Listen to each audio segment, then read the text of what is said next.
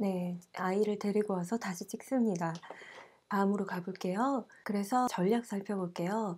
아이의 발달에 맞게끔 이제 리스폰드를 들어가야 되는데, 만약에 아이가 깨무는 그 행동이 자신을 잘 표현하지 못해서 발생한 그런 결과다라고 생각을 하신다면은 그 아이가 커뮤니케이션을 할 수 있는 능력 그리고 랭귀지 스킬을 북돋아 줄 수 있는 그런 전략을 쓰셔야 돼요. 어떤 전략이 있을까요? 한번 알아볼게요. 아이가 생각하는 것을 여러분이 게싱하셔가지고 말로 표현을 해주시는 거죠. 예를 들어 볼게요. 타니야, 너 그 세발 자전거 타고 싶구나. 그렇게 얘기를 해주면서 헨리라는 친구에게 지금 좀 한번 타니아가 타도 될까? 뭐 이렇게 대신 물어봐 준다거나 이런 식으로 아이가 느끼는 그 발을 월드로 아예 딱 표현을 해주시는 거예요. 말해주시는 거. 두 번째, FFR이나 유아오랑 비슷한데요. 아이가 정말 화가 났을 때 이렇게 말할 수 있겠죠. 맥스, 진짜 화가 많이 났구나. 정말 화났어. 이렇게 얘기를 해줍니다. 그리고 이러한 화난 감정을 어떻게 처리하면 좋을지, 어떻게 핸들링하면 좋을지 그런 방법들을 제시를 해주는 거예요. 예를 들자면 화가 나가지고 막 으르렁대는 그런 angry lion의 페이스를 같이 그려볼 수도 있고요. 만들어 볼 수도 있고요. 가면 같은 것을. 그리고 신문들이나 찢어도 되는 그런 종이들을 이렇게 조금 찢어보거나 해볼 수 있는 거고, 그리고 뭐 소파 베개, 뭐 그냥 우리가 베는 베개들을 뭐 펀칭할 수도 있겠죠. 그리고 드럼을 쳐본다거나 점프를 막 한다거나 뭐 지금 장소에 적합한 그런 행동들을 한번 해볼 수 있을 거예요. 지금 화가 난 그 감정, 격렬한 감정을 사회에 적합하게 표현할 수 있는 방법을 도와주는 거예요. 그 방법을 해볼 수 있도록. 세 번째 볼게요. 아이가 그에 적합한 그런 행동을 했다. 그러니까 그런 감정을 나타낼 때 그렇게 격렬하게 뭐 애를 깨문다거나 허용되지 않는 방법이 아니라 적합하게 표현을 했다면 그 행동을 막 강화를 해줘야겠죠. 칭찬을 해주면서. 그러니까 뭐 이런 예가 나와요. 내 차례야 라고 막 이렇게 다른 사람을 막 이렇게 잡아당긴 게 아니라 그 대신에 버블을 만들고 있었구나. 뭐 이렇게 칭찬을 해주는 거예요. Great job. 이렇게. 네 차례야 이제. 이런 식으로 보상을 빡 해주면서 칭찬을 해주면 제대로 이렇게 발현한 그런 행동들이 더 강화가 된다는 거죠. 그리고 그 다음번은 아이에게 적합한 선택권을 주는 건데요. 예를 들자면 무엇을 입을지 혹은 누구랑 놀지 이런 것들을 선택권을 줘보는 거예요.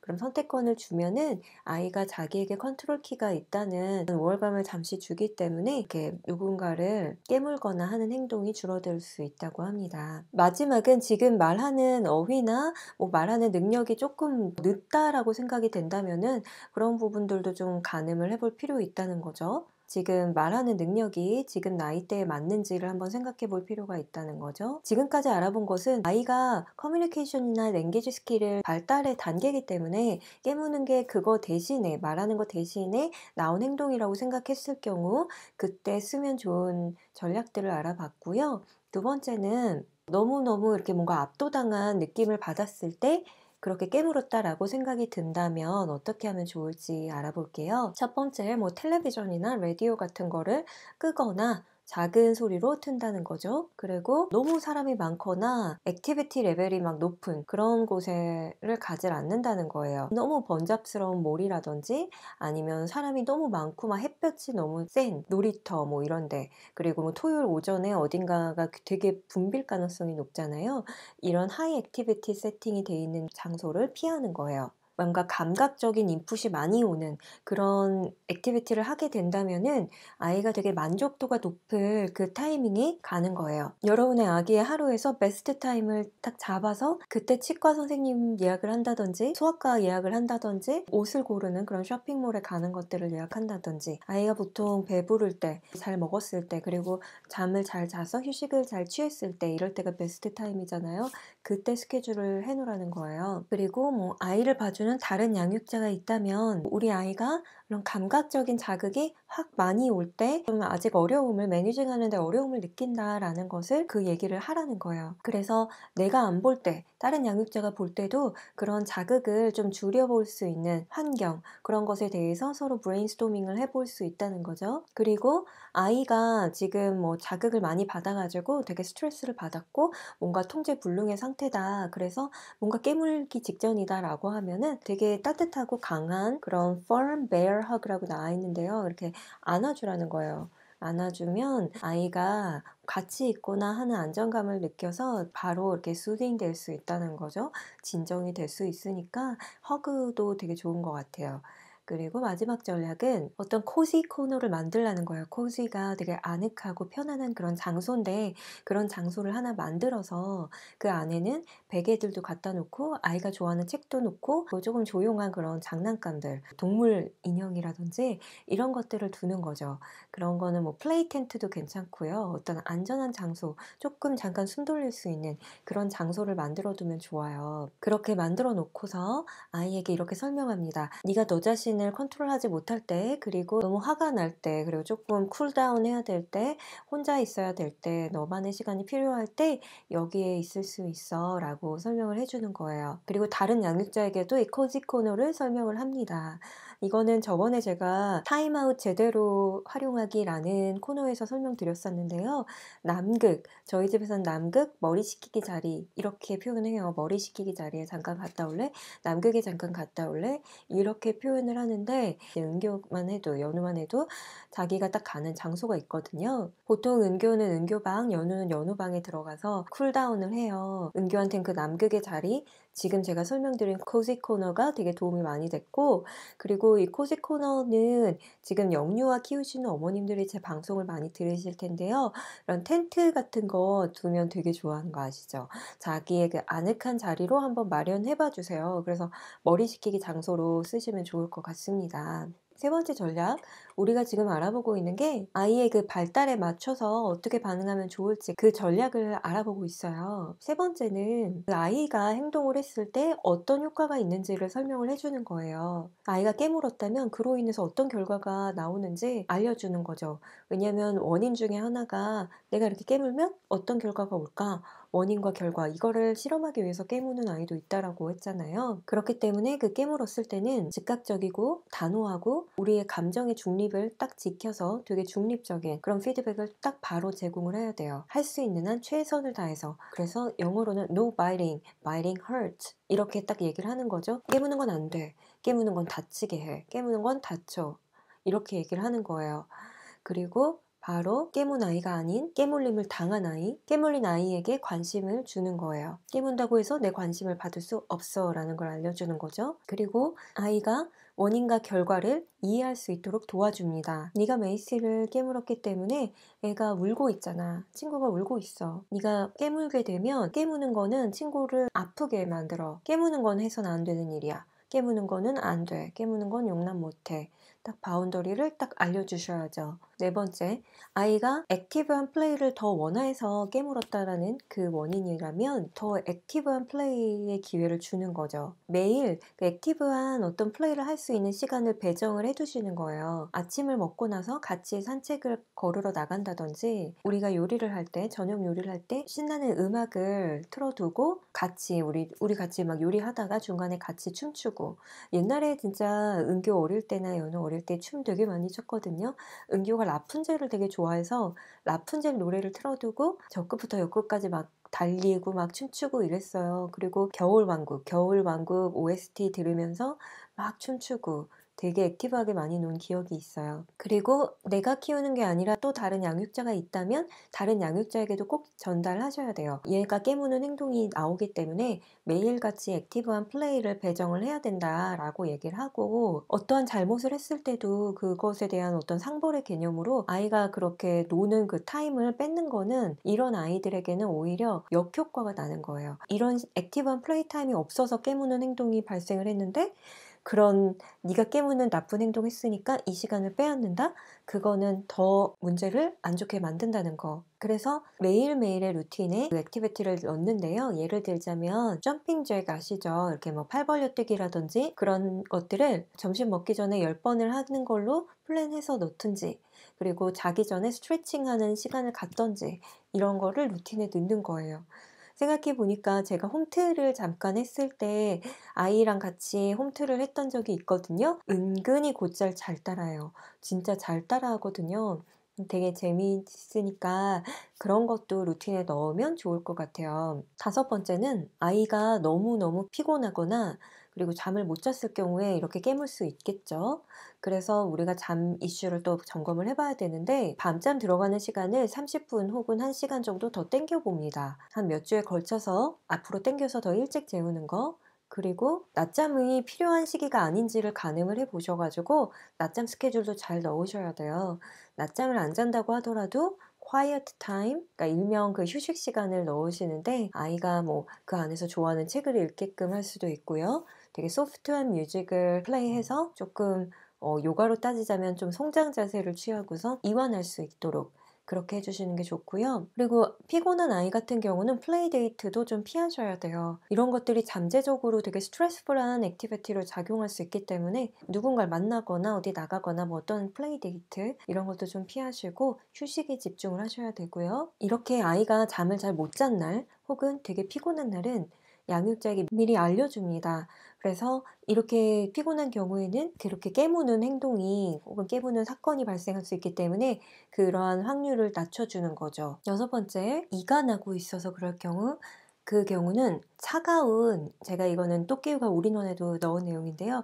차가운 가제수건에 물을 묻혀서 냉동실에 넣어두면 차가워지거든요. 이런 거를 제공을 해주는 거예요. 그리고 어떤 치발기 같은 거, 그런 거 제공을 해서 지근지근 씹어볼 수 있도록. 그리고 이것 또한 역시 다른 양육자가 있다면 지금 이가 나고 있는 상황에 대해서 알려주고, 그리고 뭐 어린이집을 가는 상황이라면 이거를 좀 잘 깨물 수 있도록 해주세요. 이런 걸 제공해 주세요. 라고 얘기를 해두는 거죠. 그리고 마지막 일곱 번째, 어떠한 구강에 있어서 뭔가 자극이 필요한 상황이라면 뭔가 크런치한 스낵 있죠. 뭔가 이렇게 씹었을 때 크런치. 그런 크런치 스낵을 건강한 걸로 자주 주라는 거예요. 왜냐면 연구 결과가 밝혀낸 사실이 이런 것들이 깨무는 행동을 좀 줄여준다라고 얘기했대요.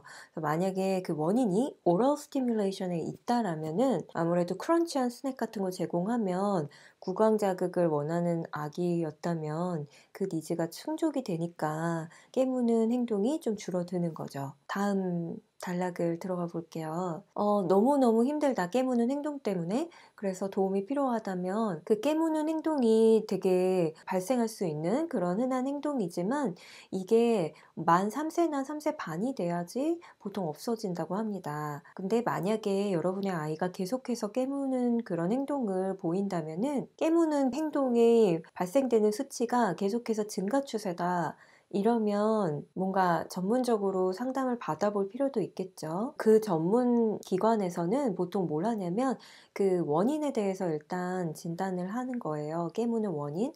그 다음에 그 원인이 진단이 됐기 때문에 어떠한 전략을 가지고 이 문제를 해결할 건지 그거에 대해서 알려주는 거죠. 그런다고 하더라도 이게 퀵 픽스는 없다는 거예요. 되게 빨리 해결되는 문제가 아니기 때문에 시간을 가지고 우리가 인내심을 가지고 꾸준히 아이를 도와줘야 이 깨무는 행동이 없어진다는 거예요. 그거 깨무는 행동을 없애고 그 나이에 맞게끔 또 자신의 욕구를 채울 다른 사회적으로 용납이 되는 다른 행동으로 대체할 수 있게 되는 거거든요. 또 마지막으로 알아봐야 될 부분은 깨무는 걸 없애기 위해서 해서는 안 될 대처 방법, 해서는 안 될 것, 그거를 알아볼게요. 해서는 안 될 게 두 개가 나와 있는데요. 아이에게 창피를 주거나 센 벌, 이런 거는 안 좋다는 거예요. 이거는 오히려 아이의 그런 두려움이나 걱정을 더 증폭시키기 때문에 깨무는 행동을 오히려 더 많이 촉발시킬 수 있다는 거죠. 그래서 약간 공격적인 반응 있죠? 그런 반응은 또 더 안 좋은 게 아이에게 우리가 되게 소셜 스킬을 계속 알려줘야 되잖아요. 사회에 적응하는 거. 사회에서 되게 훌륭한 어른, 그 해서는 안 될 행동을 해서는 안 되잖아요. 그거를 계속 알려주는 게 우리 롤인데 우리가 그것에 되받아치는 약간 공격적인 반응으로 반응을 한다면은 아이가 이 괜히 깨무는 게 아니라 어떤 것이 내부에서 어쨌든 촉매제로 작용을 했기 때문에 깨물었을 텐데 그거를 깨무는 행동이 아닌 다른 소셜한 방법으로 풀어야 되는데 그거를 우리가 몸소 보여주는 게 또다시 그거에 공격적인 행동으로 한다? 그러면 그 소셜한 방법을 배울 수가 없다는 거예요. 가르쳐주고 있지 않은 거죠. 두 번째 피해야 될 거 볼게요. 만약에 똑같이 아이를 깨문다, 이런 반응을 했다. 그럼 어떨까요? 그것도 전혀 효과 없다는 거예요. 그런 연구 결과는 아예 없다고 합니다. 그리고 이게 안 좋은 거는 내가 걔가 깨물었다고 해서 때리거나 걔가 깨물었다고 해서 다시 깨물거나 뭐 이런 행동을 하면은 이게 내가 화가 나면 다른 사람을 깨물어도 되는구나. 그거 오케이 되는 행동이구나. 라는 걸 가르쳐 줄 수 있는 거죠. 그래서 그렇게 하시면 안 되고요. 그래서 우리가 기억해야 될 거는 사람을 이렇게 깨무는 거 이거 굉장히 위험한 일이고 해서는 안 된다.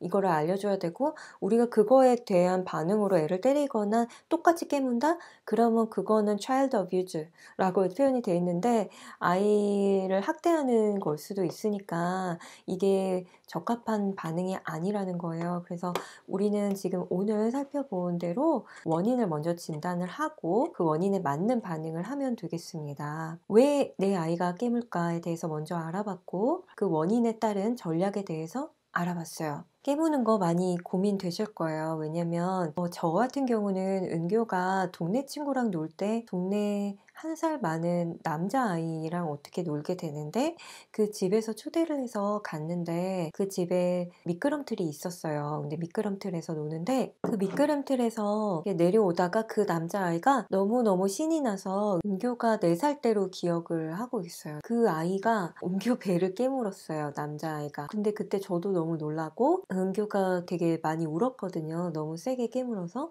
근데 그 남자아이가 되게 신이 나서 깨문 거였거든요. 그러니까 너무너무 신이 나가지고 흥분을 해가지고 이렇게 미끄럼틀 내려오는데 은교 배를 깨물어 버린 거예요. 근데 우리가 그런 일들이 이제 발생을 할 거예요. 물론 저한테 질문을 주셨던 지윤님은 그런 경우는 아니었고 아이들이 아직 어리기 때문에 돌이 갓 지났거나 이 정도의 유아여서 엄마나 아빠를 이렇게 깨무는 행동이 가끔 발생을 해서 여쭤본 거였는데 나중에 이제 사회에 나갔을 때 애들이 어린이집을 가거나 어딜 갔을 때 다른 친구를 깨물면은 그게 그 엄마도 그 애가 둘째가 아니라 첫째면은 그 경험이 없으니까 그런 거 당했을 때 좀 놀랄 수도 있고 해서 되게 갑자기 뭐 관계가 되게 어색해질 수 있고 그런 상황 이벤트가 되거든요. 제가 그때 느꼈던 것도 그랬어요. 그래서 제가 중요하게 생각하는 거는 애한테 이제 그런 행동했을 때 상벌의 개념으로 애를 때려서 반응한다거나 그런 거는 저한테 예전에 어렸을 때